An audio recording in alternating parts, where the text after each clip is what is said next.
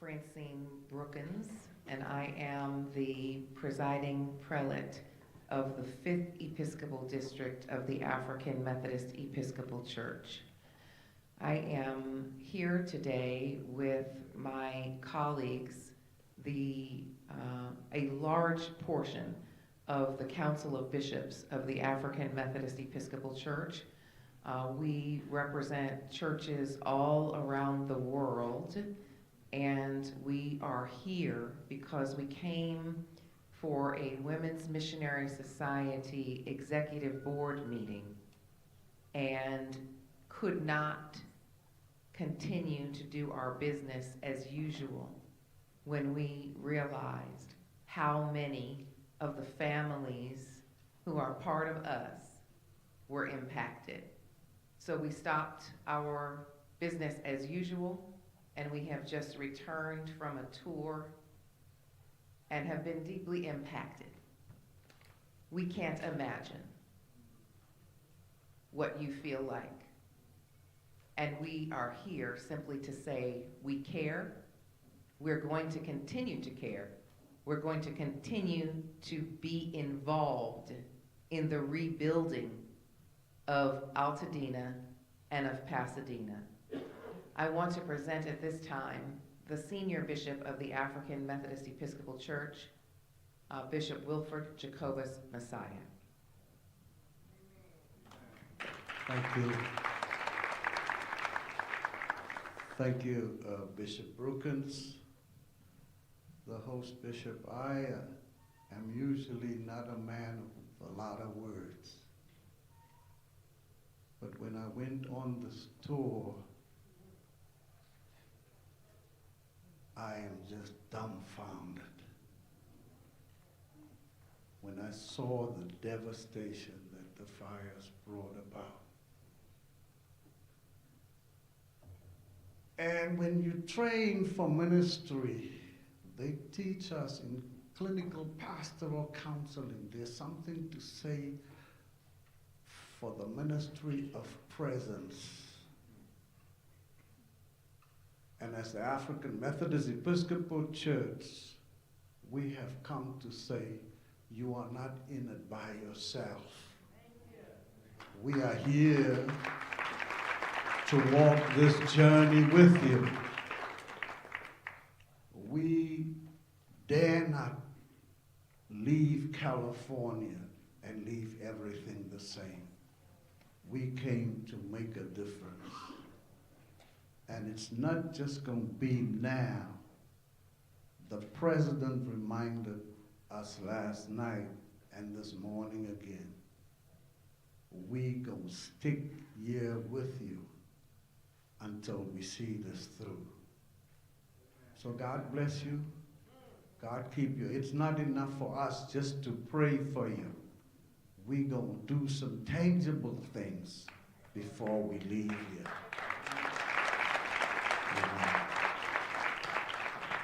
I present to you now our Vice President of the Council of Bishops, who's representing the President. Thank you, Senior Bishop. I'm Bishop Marvin C. Sanders II, Vice President, Secretary of the Council of Bishops of the African Methodist Episcopal Church. I stand representing our President, Bishop Sylvester Scott Beeman, and at this time I will ask the bishops of the church that are present if they would stand as well.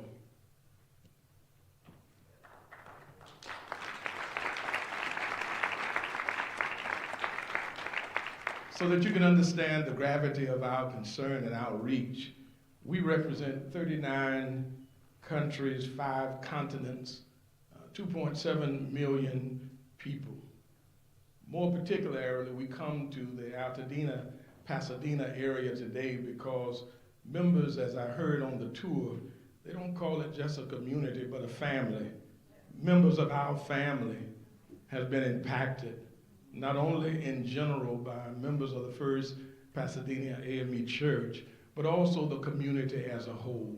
So we stand to let you know that we care, we are concerned, and we are committed to help Bishop Brookins and the 5th Episcopal District do whatever is necessary that our communities and the wholeness of our people will be restored. And we know that we can live through this fire because God is with us.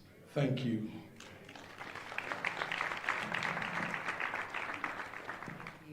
We are deeply, deeply grateful as the 5th District to be able to work with Supervisor Kathryn Barger of the 5th District here.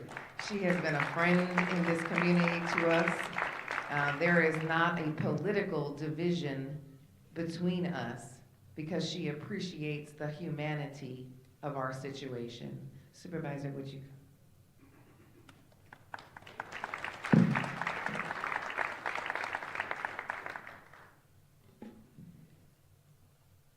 Never did I think that I would have a fear of saying, "How are you?" to my neighbors. And now when I say, "How are you?" people nod and say, "Not doing well." The devastation is unquestionable. The impact it's had on people's lives. I've talked to people whose family, home is gone. But let me just tell you something. Our community stands strong, and I stand with each and every one of you. And when I say that I am laser focused on working with you to make sure we rebuild and we rebuild better and stronger, they're not just words. It's personal for me. This is my community. And when I hear people have a fear that those that are in communities where they feel marginalized, this board is going to do everything through a lens of equity. And I hear concerns about Palisades versus Altadena. There is no Palisades versus Altadena. It's all about Altadena, Pasadena.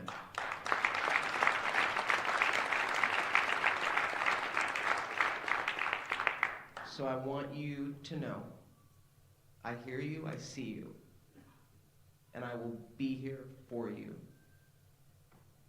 moving forward. We have a lot of work to do, and I am convinced that once we get the debris removed, people will see hope.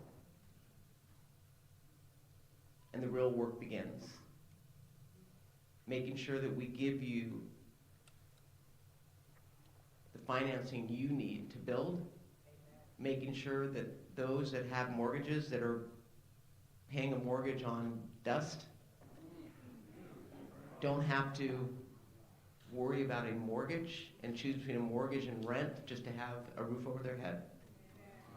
And I will say the banks and the credit unions, I got an email on the way over here, and I'm going to get more information, are forgiving mortgages for those that have been impacted.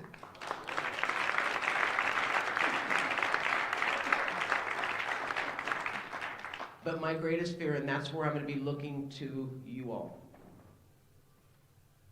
is that in the weeks to come, when the fire is gone and the cameras are gone, and people forget.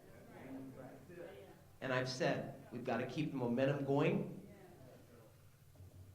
People are returning my phone call that never would before, so I want them to continue to return my phone call. And make sure that we're not forgotten. And I say we, because we are in this together. So God bless you all, and know my heart aches with you, but I am not going to be deterred. I'm all in. Thank you.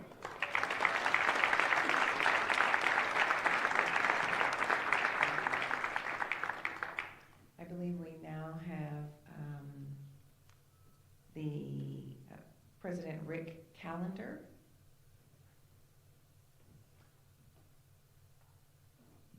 Thank you. Good morning. When I was just listening and you hear about paying mortgages on dust, think about what that looks like. You know, I bring you greetings from the California-Hawaii State Conference and our 57 branches that we represent. I live in Silicon Valley, but it was important for me to come down here and to make sure I'm working with the branches and the community. I do want to thank the AME Church and their leadership for pulling this together. Let's give them, please, a round of applause. I would hope to be bringing you greetings on a different occasion, something happier, something where it's definitely not as sad as this. As I look at the devastation, as I've had the opportunity to go into the community and tour, it looks like a war zone. I can't even imagine what it's like to live here. I'm telling you, I'm saddened when I hear from the NAACP leadership that have personally lost their homes, that have personally seen their friends' homes devastated, but yet these NAACP leaders, they continue to stand in the fold and volunteer and be part of this community. The one thing I want you to know is that the NAACP, we're going to continue to advocate on this issue. We're going to continue to represent people on this issue. We're not going to let anybody be left behind. We understand that this is an African-American community. We understand that there's many people of color and others that need our representation, and know that we're not going to leave anybody behind here. The one thing I'm telling you that I will be doing from the state is we're going to be fighting with the State House, we're going to be fighting with the Assembly, the Senate, and the Governor. We need to make sure that we have regulatory reform so that we can make sure that these homes get built fast and are not caught underneath red tape, and know that we're going to be representing that and we're going to be pushing that. That's one of the things that I can guarantee you. We're not going to let hope, we're not going to let go. We will do whatever it takes, but we will be representing this community. Thank you for allowing me to be here today, and I do want you to understand, the NAACP, we always stand up when it's time to stand up for communities of color. We've been doing this for natural disasters for many moons. I just hate that it happened to be a natural disaster in my state. God bless each and every one of you, and I want you to join us in this fight, because we can't do it alone. We're all one community together, but we will be fighting, and we will win. Thank you for your time. And now we have our Pasadena NAACP president here.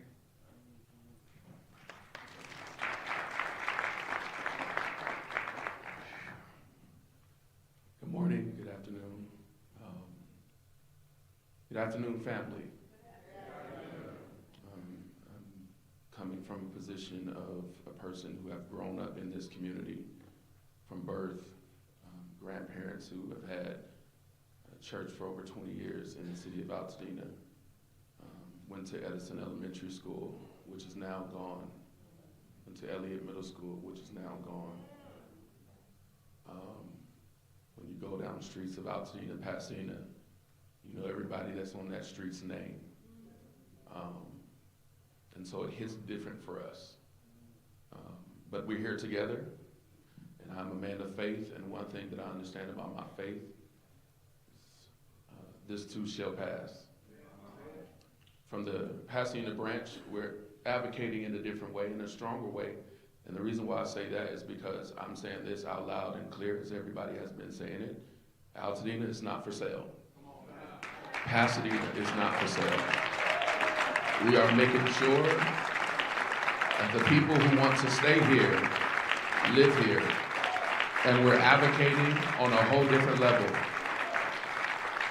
We're advocating locally, we're advocating statewide, we're advocating nationally to make sure that everybody understands that we will not accept any vultures in our community. You cannot come here and buy our land. You cannot come here and set up stake in our land. This is our community, and we will protect our community by any means necessary. And I say that in full strength. This is our community, this is our family, and our young people are hurting. Social media has gotten a presence around the world, and it has helped us very greatly, but it also has put our young people in a stance where they are seeing the devastation that is happening in our community.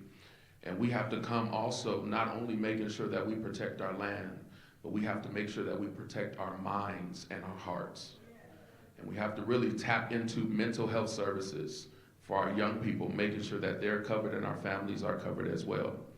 So we are advocating, as once again, not only for the help, but we want to make sure, and I'm saying this plainly, we want to make sure that funding goes directly to Black families, because we understand that when devastation hits, Black families we're typically getting the least amount of funding for our efforts. And so we're advocating on a whole nother level.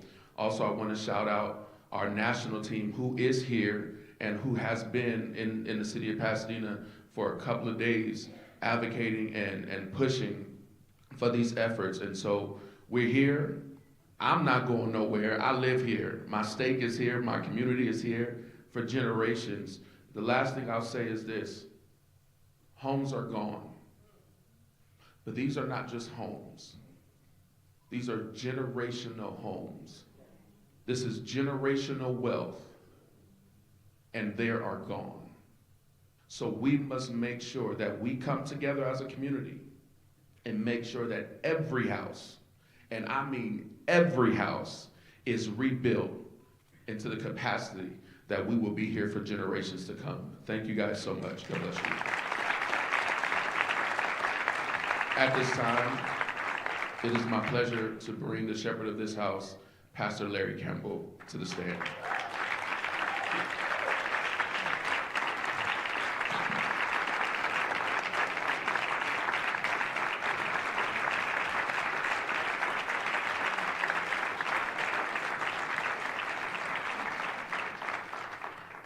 Thank you so very much. Before I get into what I want to share, I want to recognize our council member, Tyrone Hampton, who is doing an outstanding job in this community. Just stand and say. Today, as I stand to address you, I'm really in a sad space after touring the area and seeing exactly what's going on in our beloved community. So as I stand before you, this is a very painful but hopeful time for our beloved community, because we know that God has not brought us this far to leave us.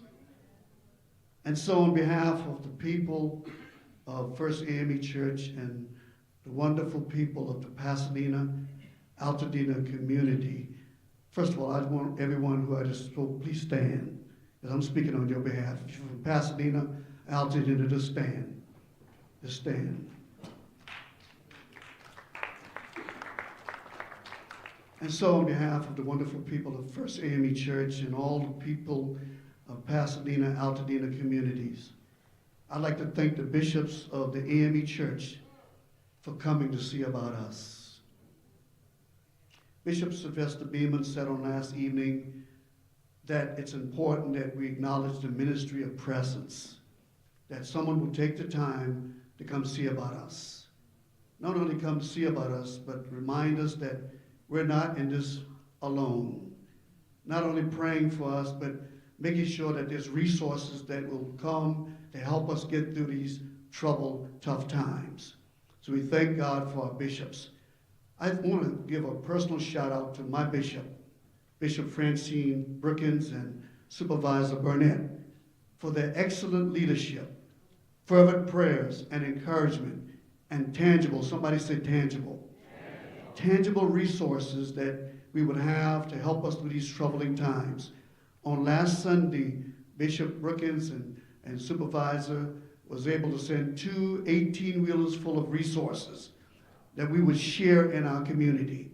On last weekend, we had FEMA and other resources set up on our campuses so that people could come right here in their community and get valuable services and get help for what they're going through. So thank you, Bishop. Thank you, Supervisor, for sharing and caring. I want to extend a heartfelt gratitude to everyone who has offered their prayers, their support, and encouragement during these trying times. Your generosity, compassion, and willingness to lend a helping hand has been the beacon of hope in our communities. We also thank you for the resources provided by the local agencies and volunteers and partners and all those who sent help our way. Whether you sent money, water, whatever, we appreciate it. We appreciate what you've done. We appreciate you remembering us in our community. I'm very grateful for the healthy relationship. I said healthy relationships. We continue to build with our politicians, our community, and our faith leaders, and making living here affordable. Somebody say affordable, safe, and a welcome space for the betterment of all people. So we look forward to building back a better Altadena, Pasadena, that all of us can continue to afford and share this space. Together we will rebuild and recover from this tragedy. The strength of our community is evident in these moments, and we remain steadfast in our commitment to support one another as we navigate the challenges ahead. May God continue to bless us as we bless each other. Thank you. Bishop Francine Brookins, the presiding prelate of the 5th Episcopal District. Come on, let's give her a big hand.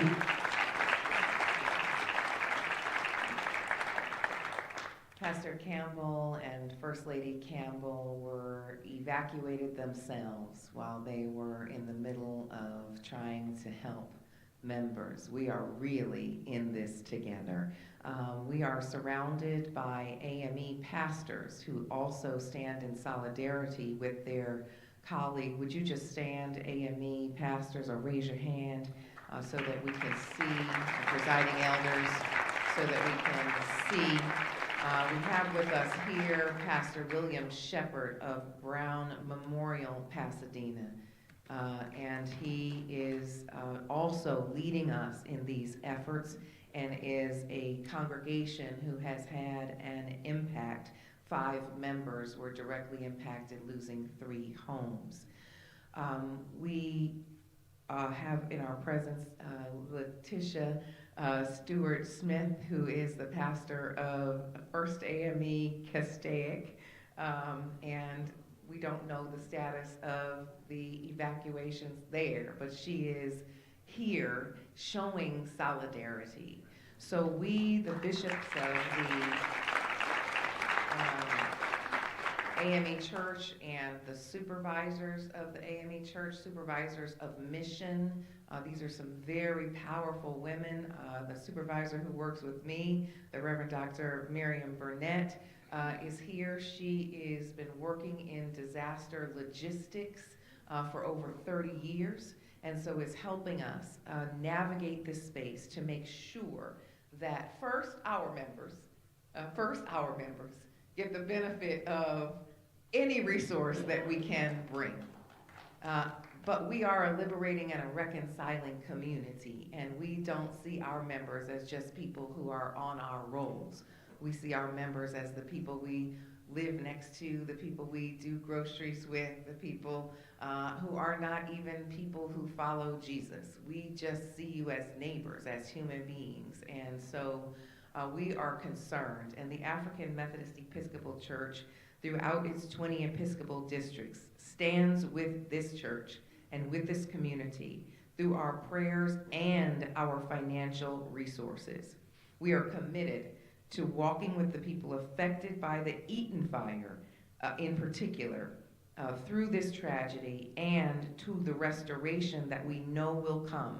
As we drove through the neighborhoods today and saw the fireplaces still standing and dust on and ashes on lemon trees where a lemon is still hanging on the tree, I could see fruit trees everywhere. I could see brand new homes being built. I could see intentional community developments where grocery stores and gardens and intentional intergenerational community partnerships are built, and where Altadena goes back to its dream. Altadena was a dream community for a season, and it was intentional about bringing people of all backgrounds and all faiths together as a family,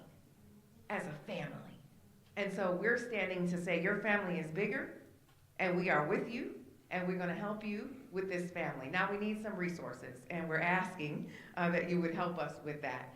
We are asking that people will make financial donations to the 5th Episcopal District of the African Methodist Episcopal Church.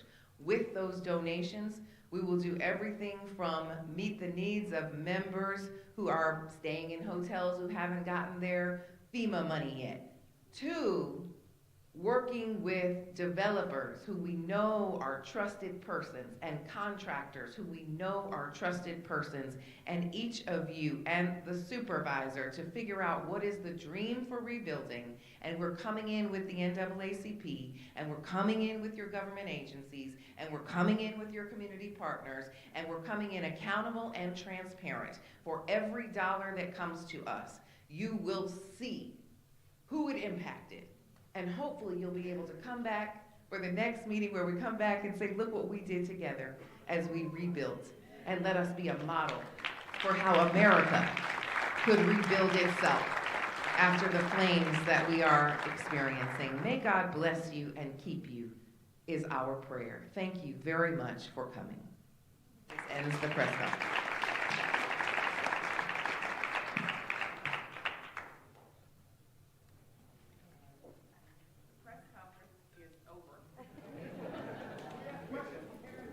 We will take some questions, and I think we would like to, I'm sorry, we are not over. We have a statement. I'm so sorry, a very important statement. Bishop Brailsford will come to us now on behalf of our Statements Committee. Thank you, sir. Thank you. Thank you so very much, Bishop Brookins. May I ask that all of the bishops would please stand for this official statement from the Council of Bishops on behalf of our chair, Bishop Reginald T. Jackson, chair for the Social Action.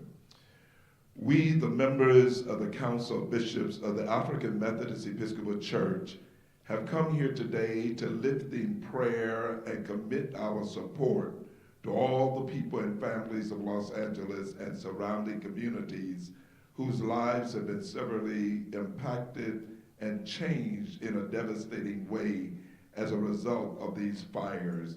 The loss that took the lives of loved ones, destroyed their homes, their possessions, precious memories, and left them with little or nothing. Specifically, we gather with the congregation of First AME Church, Pasadena, where 65 families lost their homes and have been left homeless. We want to assure them that while they may be without their homes, we are determined that they will not be helpless. We will not only pray for them, but will also provide resources and other assistance to help rebuild not only their homes, but their lives. It is our understanding that President Trump will visit Los Angeles County and perhaps Pasadena and Altadena and other affected areas on Friday. It will be encouraging to these residents and community for their president to come and to encourage and assure them of the nation's support. We call on the president to make First AME Church one of the places to visit. No community has felt the loss and the hurt like this community and this church. It is not the only church, but no other church has this many congregants who have suffered so much loss. A presidential visit will also bring money and other much needed resources to the area. What is done for this area should take nothing away from anybody else or any other area, just as this area should not receive less than any other area as these, our brothers and sisters, our citizens, recover. President Trump should not come to California and not visit Pasadena and First AME Church. The AME Church is with you, First AME Church members, and the surrounding Los Angeles communities. With God's help, we shall overcome together. God's peace and blessings be upon each of you. Thank you. Amen. This time I'm told we can take just a few questions, if there are any. Yes.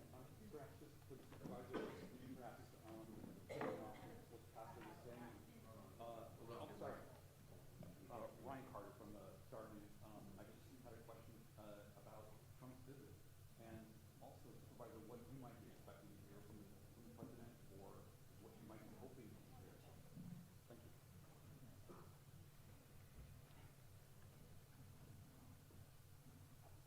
First of all, I echo everything you just said. And what do I expect? I expect this president to look at a community that is devastated and recognize that it's not about party politics, it's about families wanting to rebuild their lives. And when you look at the storied history of Altadena, and you understand the generational wealth that is here, these are hardworking people who have the same concerns that everyone else has. Paying rent or mortgages and being able to afford to raise families in a community that they love. So my hope is that he will see and experience what he needs to understand the importance of being a partner with us to rebuild. And that really is what it comes down to. I, for one, don't care if he talks to me. I want him to talk to the people. Because when you talk to the families that have been devastated, I would defy anybody to turn their back. And so that is my goal, and I remain hopeful and optimistic that moving forward, we will have support from both the federal and the state, and I can guarantee you the county and the city of Pasadena. Where are you, Tyrone? Okay. His father's here, so his father he knows what I'm talking about. Anyways, that's what I'm looking for.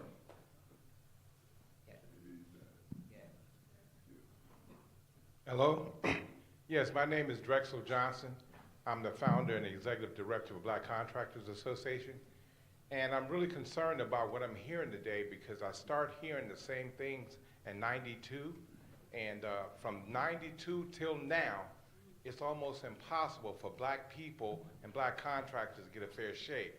I'm hoping that FEMA and the various agencies would be a bit more transparent with their selection process as it relates to the developers and the contractors. Because most of the developers don't hire black folk. Most of the contractors, percentage of them are black, don't hire black people. If you want to hire black folk, hire your own kind. And here I is. Praise the Lord. And here we are. And one of the things that the AME Church is committed to doing is working with developers and contractors that we know and trust. Thank you very much. If there are no other questions. Okay. Hi, Messiah McGinnis, LA Sentinel. Not only are we covering the story, but the LA Sentinel has victims as well. So they made sure I came and to say that they love you and that they share and empathize. I'm asking for people like myself outside of your community, because I hear so many people say, what do we do? Like, is there a website, or what do people do who are concerned, who are not in your community? Thank you. There's twofold. Yeah. Well, for my sake, we say trust God and make sure we have your contact information. So for all of the persons who are AME, we already have their names, we have their contact information, and we've provided mental health supports, we're providing financial supports, and soon, very soon, we're providing some listening support to hear what is needed and what is the desire, because we don't want to just put something on people who don't have that need. So we're very concerned from hearing each of these particular situations, whether it's an insurance situation, or whether it's a rent situation, or whether it's a food right now situation, or whether it's my school burned down and my child is having a mental health crisis because they moved to a different school and the school is not friendly in the same way. So the church is just saying, like, we're here as a resource, and we're asking people who are directly impacted to see the church as a resource, because that's how we're functioning. And we're functioning with our community partners and our government officials, so that, we're not doing everything for us by us. Part of what we're doing is helping to facilitate, making sure that these disaster centers that have been set up everywhere, that we know how to operate in those disaster centers, that we know where to go, that we know who to talk to, and that we have people who are looking for us when we get there, who know what our special needs may be and be looking directly to come talk to us about our situations. We have insurance agents who have wealth of information that they're ready to provide to the people who are, and I just keep saying AME because we're starting at home, but this is for the benefit of the entire community. People ready to come in and do just about anything that anybody needs because they're so concerned.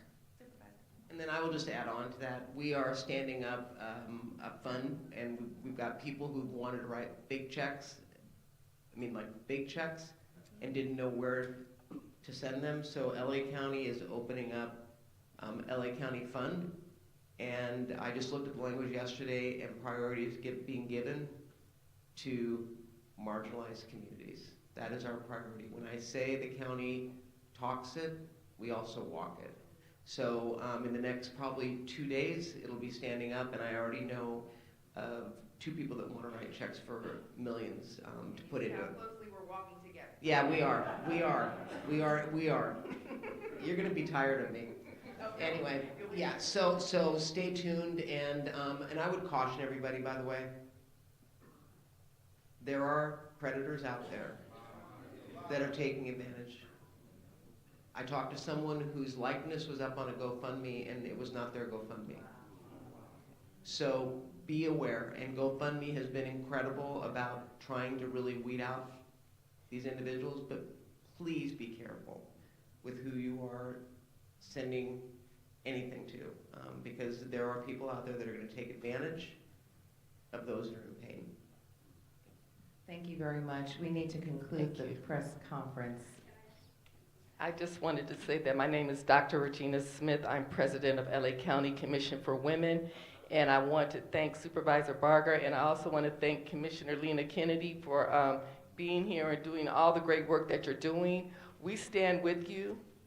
We support you, and I know you're feeling a little discouraged right now, but we came to encourage you. I know you're feeling a little hopeless right now, but we came to let you know to have hope, because we know we can do all things through our Father, Lord Jesus, who will strengthen us and give us the strength and encouragement that we need to make it through. So as president of the commission, I just say that we're here with you, and we stand with you, and thank you. Yes, sir. If you give me a moment, I'll be brief. Okay. This is my church. My name is Ramsey Barger. Can he have a microphone? Oh, yes. Yeah. Hold on just a second. I'm going to get you a microphone. Okay, that's all right. That's all right. That's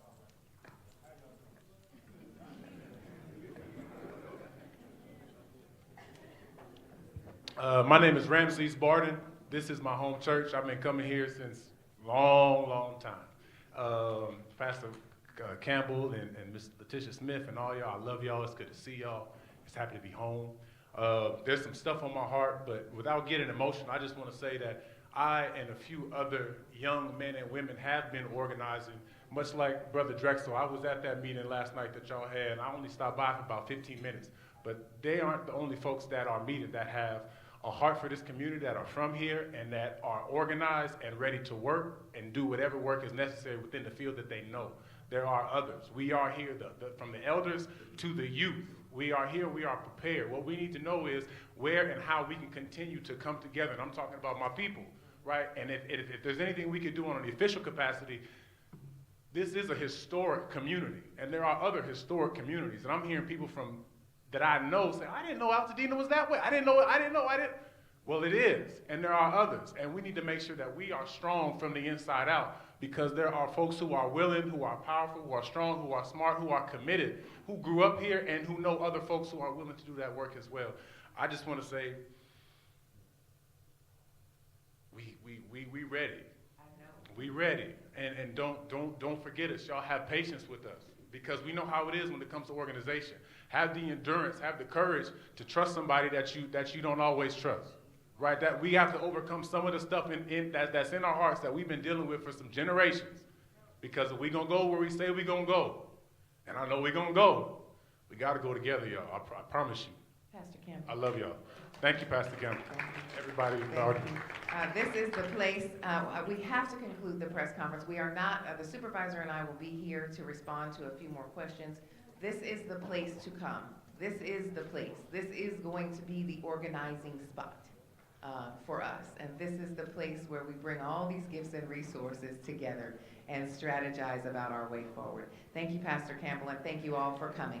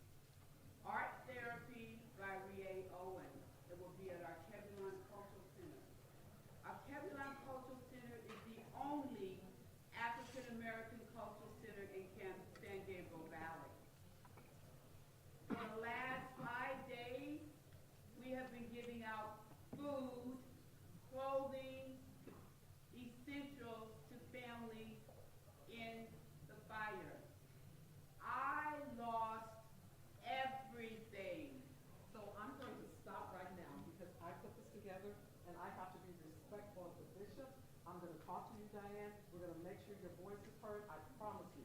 But we have to conclude and we have to be respectful of the time. Thank you for your input. We got you, and we're going to make sure you're heard. God bless you.